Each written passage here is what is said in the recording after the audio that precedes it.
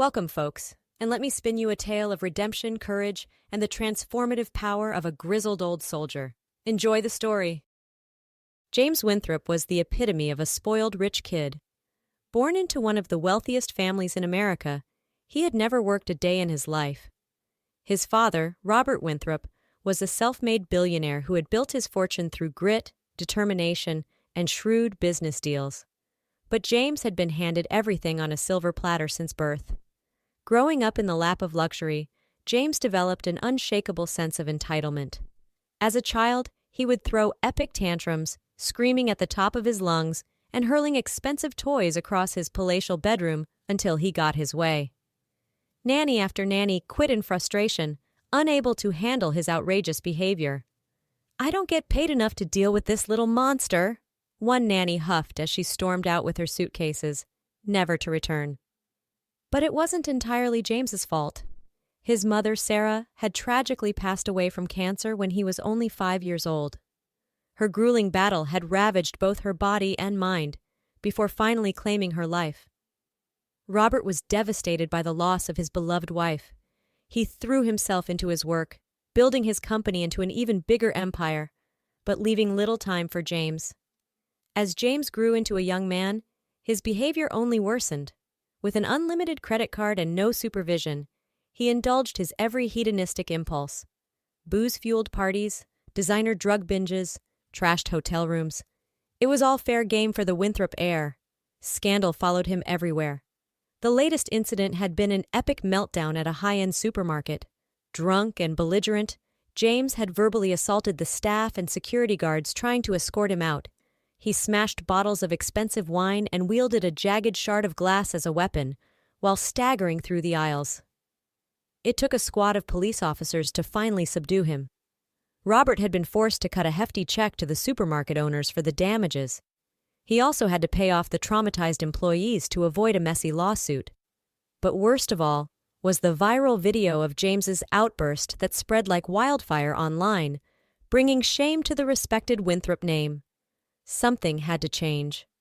Robert knew he couldn't let his son continue on this destructive path.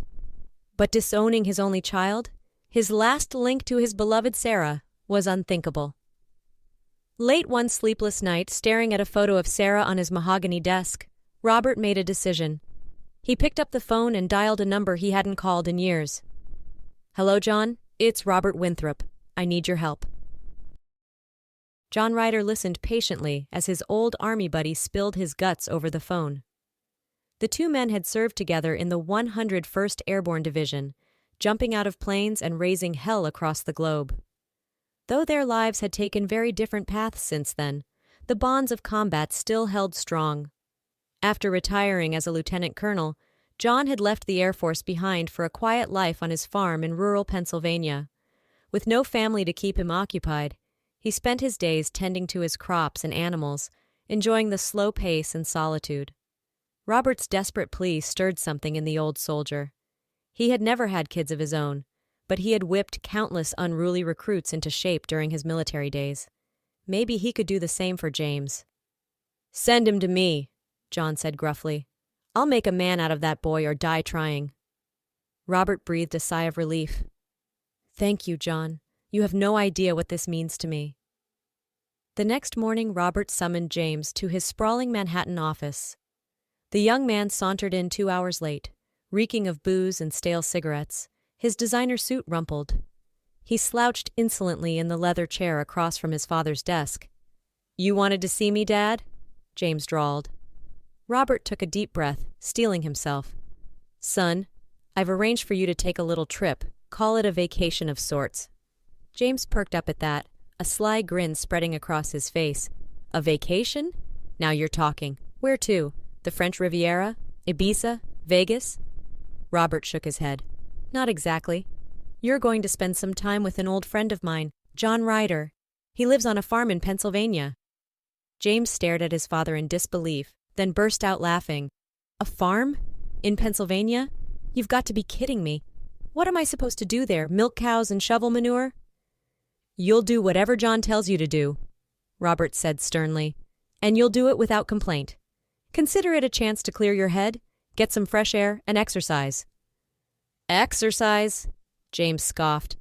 I have a personal trainer for that. I don't need to go to some backwoods farm. Robert's face darkened. This isn't a request, James. It's an order.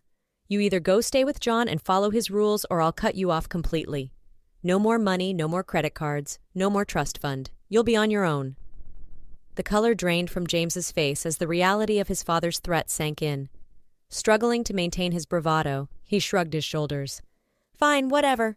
I'll go hang out with your farmer friend for a few days, but I'm not shoveling any manure. The sleek black town car rolled to a stop on the dirt driveway of John Ryder's farmhouse. James stepped out, squinting in the bright sunlight.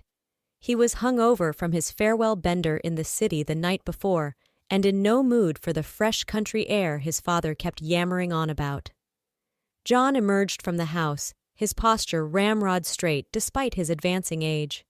He wore faded jeans, a flannel shirt, and a no-nonsense expression. James looked him up and down, unimpressed. "So you're the guy who's supposed to turn me into a real man, huh?" James sneered. "Good luck with that. We're not here to chit-chat," John barked. "From now on, you'll address me as Sir.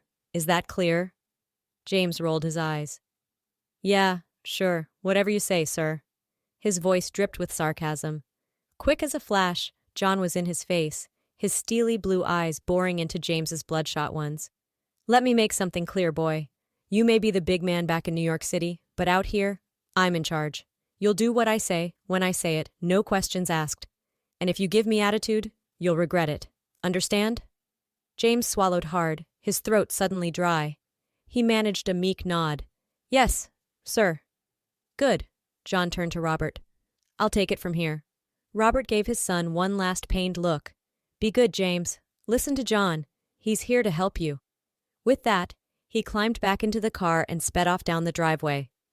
James stood awkwardly, his designer loafers sinking into the mud, as John eyed him up and down. "First things first. Hand over your phone and any other contraband." "My phone?" James protested. "But how will I stay in touch with—" "With who? Your drug dealer? Your drinking buddies?" John cut him off. "You won't need them here. Now hand it over." Grumbling, James fished his iPhone out of his pocket and slapped it into John's waiting palm. The old soldier promptly hurled it into the nearby pond with a satisfying splash. "What the hell?" James yelped. "That was a brand new phone." "You won't need it," John repeated calmly. "Now get inside and put on some proper work clothes. We've got a lot to do, and I don't intend to waste any time." As James slouched into the house, he could feel dread settling into the pit of his stomach. What had he gotten himself into? The first week on John's farm was the worst of James's life. The old soldier hadn't been kidding about putting him to work. Every morning, John would burst into James's room at the crack of dawn, banging a metal trash can lid like a gong. "Rise and shine, princess," he'd bellow. James would lurch awake with a pounding headache, his body aching from the previous day's labors. John had him mucking out stables, repairing fences, hauling hay bales, back-breaking work that left him filthy, exhausted, and miserable. The physical training was even worse. John would lead James on grueling cross-country runs, pushing him to keep up until he collapsed in a gasping, sweaty heap. Then it was an endless litany of push-ups, sit-ups, and pull-ups, far beyond anything his personal trainer had ever demanded. "Is that all you've got?" John would taunt as James struggled. "My grandma could do better than that, and she's been dead for 10 years. James wanted nothing more than to tell the sadistic old man to go to hell. But the memory of his father's threat kept him in line, and so he soldiered on, his soft city hands blistering and bleeding, his designer clothes caked in dirt and drenched in sweat. But it was the lack of his usual vices that really pushed James to the brink. Cut off from the booze, drugs, and endless stream of women, he felt like he was losing his mind. The sleepless nights were the worst, his skin crawling with need, desperate for a fix. One night, unable to take it anymore, James snuck out of the farmhouse and hot-wired John's ancient pickup truck. He peeled out of the driveway and floored it down the dark country roads, not even sure where he was going. He just needed to escape. He hadn't gotten far when he saw the flashing red and blue lights in the rearview mirror. Shit! James smacked the steering wheel in frustration as he pulled over. The police officer approached the truck, shining his flashlight in James's face. License and registration. I, I don't have it on me, James stammered. This isn't my truck. The cop's eyes narrowed. Step out of the vehicle, son. James complied, nearly falling on his face as he staggered out. The cop took one look at his bloodshot eyes and haggard appearance and reached for his handcuffs. Just then, another vehicle came screeching to a halt behind the police cruiser. John leapt out and stormed over, his face a thundercloud. Officer, I can explain, he said tersely. This young man is my responsibility. I apologize for the trouble. The cop looked skeptical, but after a tense conversation, he agreed to release James into John's custody with a warning. The ride back to the farm was silent, the air crackling with tension. As soon as they pulled into the driveway, John whirled on James, his voice low and furious. Pull a stunt like that again and I'll have you locked up myself. I made a promise to your daddy and I aim to keep it, come hell or high water. You're not leaving this farm until I say so. Got it? James nodded miserably. His shoulders slumped in defeat. Yes, sir. As the weeks dragged on, James slowly began to change. The grueling physical labor and training toughened his body, replacing his doughy physique with lean, hard muscle. John's discipline instilled a sense of structure and purpose that had always been lacking in his aimless, hedonistic life. But the biggest transformation was in James's attitude. Stripped of his wealth and status, forced to confront his own weakness and inadequacy, he started to see the world differently. The entitlement and arrogance that had always defined him began to melt away, replaced by a growing humility and determination. John watched the change with quiet satisfaction, his gruff exterior concealing a glimmer of pride. He began to share bits of hard-earned wisdom with James as they worked side by side in the fields or sat on the porch in the evening, sipping iced tea. You know why I push you so hard, boy? He asked one night. It's because I see potential in you. You've got a chance to be more than just another spoiled rich brat, but you've got to earn it. Ain't nothing in this life comes free. James nodded slowly, absorbing the words. For the first time in his life, he felt a flicker of something like purpose. Maybe there was more to him than just being Robert Winthrop's screw-up son. As the summer wore on, James found himself spending more and more time with Sarah, the pretty farmhand who helped out on John's property. With her sun-kissed skin, twinkling blue eyes, and easy laugh, she was unlike any girl he had ever met back in the city. At first, James tried to charm her with his usual playboy tactics, but Sarah saw right through his act, calling him out on his bull with a sharp wit that left him tongue-tied and blushing. Intrigued, James found himself actually trying to engage her in real conversation, listening intently as she talked about her dreams of going to college and seeing the world. Slowly but surely, a genuine bond began to form between them. They would steal moments together whenever they could, lingering by the water pump, brushing hands as they reached for tools, exchanging secret smiles across the dinner table. For the first time, James felt the stirrings of something real, something beyond the superficial flings he was used to. But trouble was brewing on the horizon. A group of local toughs had taken a disliking to the city slicker invading their turf. They'd cruise by the farm in their souped-up trucks, hurling insults and empty beer cans. John warned James to steer clear, but he was done backing down from bullies. Things came to a head one night at the local dive bar. James was shooting pool with Sarah when the gang leader shouldered up to him, reeking of cheap booze and cheaper cologne. "Why don't you run on back to your penthouse, pretty boy," he sneered, "and leave the girl for a real man?" James refused to take the bait, turning back to the pool table. But then the thug made the mistake of grabbing Sarah's arm, leering down at her. "Come on, honey, ditch this loser and I'll show you a real good time." Something snapped inside James. Before he knew what he was doing, he had whirled around and cracked his pool cue across the goon's face. The man reeled back, blood spurting from his shattered nose. All hell broke loose. The rest of the gang jumped James, fists and boots flying. But months of hard training had honed his reflexes and toughened his body.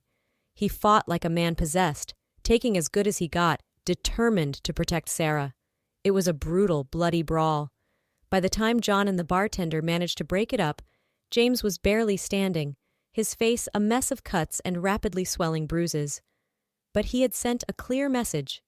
He wasn't going to let anyone push him or the people he cared about around anymore. John half-carried James out to his truck, Sarah hovering anxiously at their side. As they bumped down the dark country roads back to the farm, John glanced over at his battered young charge. "Proud of you, kid," he said gruffly. "You showed some real heart back there." Through his one good eye, James managed a weak grin. "Learned from the best, sir." The next morning, James limped into the kitchen, his face a patchwork of bandages and bruises. John looked up from his coffee, eyeing him appraisingly. "How you feeling, Rocky?" James eased himself into a chair with a wince. "Like I went 10 rounds with a meat grinder, but I'll live." John nodded, satisfied. "Good, because we need to talk about your future." James felt a flicker of apprehension. Was John about to tell him it was time to go back to New York? The thought filled him with a surprising sense of dread. Somewhere along the way, this farm, these people, had started to feel like home. But John's next words took him by surprise. "I've been thinking, kid. You've come a long way these past months, showed a lot of grit and determination. I think you've got what it takes to make something of yourself, something real." James leaned forward, his heart pounding. "What do you mean?" John fixed him with a level gaze. "I mean the military, son. I think you should enlist. The Army could use a man like you. It'll give you structure, purpose, a chance to serve something bigger than yourself. And with my recommendation, you could even go to officer candidate school, become a leader of men." James sat back, stunned. The military? Him? It was the last thing he would have ever considered before. But now the idea took root in his mind, filling him with a sense of excitement and possibility. A chance to forge his own path, step out of his father's shadow, make a real difference in the world. He thought of Sarah, of the future they could build together. With the discipline and skills he would learn in the Army, he could become a man worthy of her, someone who could give her the life she deserved. James met John's eyes, a slow grin spreading across his battered face. "I'm in, sir. Where do I sign up?" 2 months later, Robert Winthrop's sleek black town car once again rolled down the dirt driveway of John Ryder's farm. But the man who stepped out was not the same one who had dropped off a surly, spoiled boy that summer day. James strode forward to greet his father, his posture straight and proud in his crisp new Army dress uniform. The transformation was stunning. Gone was the petulant, entitled brat. In his place stood a confident, disciplined young soldier. Robert stared at his son, his eyes glistening with emotion. "James," he said hoarsely, You look like a man." James clasped his father's hand firmly. "I am a man, Dad. Thanks to John. He saved my life out here, gave me a purpose, a path forward. I'm joining the Army. I'm going to make something of myself, make you proud." Robert pulled his son into a fierce embrace, his voice choked with tears. "I'm already proud, son. So damn proud. Your mother would be too." John watched the reunion from the porch, a satisfied smile playing at the corners of his mouth. He had done his job, taken a lost, broken boy and forged him into a man. The kid had a long road ahead of him, but he had the tools now to make it. That night, the three men sat on the porch, sipping bourbon and swapping stories under the star-strewn Pennsylvania sky. James regaled them with his plans for the future. Basic training, officer candidate school, maybe even airborne school following in John's footsteps. "I'm going to make a difference," he vowed. "Be a leader, serve my country. And when I'm ready, I'm going to come back and marry Sarah, give her the life she deserves." Robert raised his glass in a toast. "To the future," he declared, "and to second chances." "Hooah!" John echoed, clinking his glass against the others. It was a moment none of them would ever forget. A moment of pride, of hope, of new beginnings. James Winthrop had entered that farm a spoiled, lost boy. He left it a man with a purpose, ready to take on the world, and he owed it all to the tough love and unshakable faith of one grizzled old soldier who had never given up on him. 1 year later, James and Sarah stood hand in hand at the altar, their eyes shining with love and joy. He cut a dashing figure in his dress uniform, the gold bars of a second lieutenant gleaming on his shoulders. She was radiant in a simple white gown, a crown of wildflowers in her hair. The small church was packed with friends and family from both the city and the country. Robert Winthrop sat in the front pew, his eyes misty with pride and remembrance. Beside him, John Ryder stood ramrod straight, his chest bedecked with gleaming medals, a rare smile softening his craggy face. As the happy couple exchanged their vows, James reflected on the incredible journey that had brought him to this moment. The spoiled, reckless boy he had once been seemed like a distant memory. In his place stood a man of courage, honor, and purpose, ready to take on whatever challenges life threw his way. He squeezed Sarah's hand, his heart swelling with love and gratitude. She had stood by him through it all, believed in him even when he hadn't believed in himself. With her by his side, he felt like he could conquer the world. As the priest pronounced them husband and wife, the church erupted in cheers. James pulled Sarah into his arms, kissing her deeply, pouring all his love and devotion into that one perfect moment.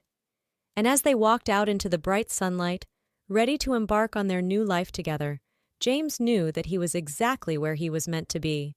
The road ahead wouldn't always be easy, but with the love of his wife, the support of his family, and the values he had learned on that Pennsylvania farm, he was ready for anything. As they climbed into the waiting limo, decorated with ribbons and trailing tin cans, James took one last look back at the church. There, standing on the steps, were the two men who had made it all possible: his father, Robert, and his mentor, John. Robert met his son's gaze, his eyes shining with love and pride. He raised a hand in farewell, a gesture of blessing and release. James nodded back, a lump in his throat. He knew his father had struggled to let go of the dreams he had once had for his only son. But in the end, Robert had come to understand that James needed to forge his own path, find his own way to make a difference in the world. John, ever the stoic soldier, simply snapped off a crisp salute, but James could see the glimmer of emotion in the old warrior's eyes. In the short time they had known each other, John had become more than just a mentor. He had become a second father, a guiding light in the darkness. James returned the salute, his own eyes stinging with tears. As the limo pulled away, James wrapped an arm around Sarah's shoulders, pulling her close.